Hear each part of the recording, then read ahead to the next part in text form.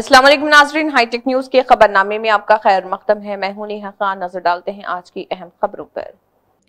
जागृति जन्म बाटा के इफ्तिताह के मौके पर तेलंगाना जागृति सदर कल्वाकुंटला कविता ने कहा है कि क्या निजामाबाद में मेरी शिकस्त एक साजिश या नहीं, निजामाबाद बीआरएस के कारकुनों को सोचना चाहिए। నేను 27 ఏళ్ళు ఉన్నప్పుడు రాజకీయాలలోకి వచ్చిన ఆనాడు తెలంగాణ ఉద్యమం జరుగుతుండే। ఇవాళ నా వయసు 47 సంవత్సరాలు। ఈ 20 ఏళ్లలో మొత్తం తెలంగాణ కోసం, తెలంగాణ ఉద్యమం కోసం, కేసీఆర్ గారి కోసం, టీఆర్ఎస్ పార్టీ కోసం, బీఆర్ఎస్ పార్టీ కోసం నేను పనిచేసిన। మీ అందరికీ తెలిసిందే, నేను మీ కోడలుగా, మీ బిడ్డగా ఎన్ని కష్ట నష్టాలు వచ్చినా ఓపికగా ఉన్నా, ఎదురు చూసిన। ఇవాళ మరి అదే బీఆర్ఎస్ పార్టీ నుండి నన్ను బయటకు పంపించేయడం జరిగింది।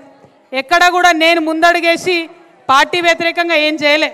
ఇవాళ నిజామాబాద్లో ఉన్న బీఆర్ఎస్ పార్టీ కార్యకర్తలందరికీ కూడా నేను రిక్వెస్ట్ చేస్తూ ఉన్నా, ఒక్కసారి గుండె మీద చేసుకొని ఆలోచన చేయండి।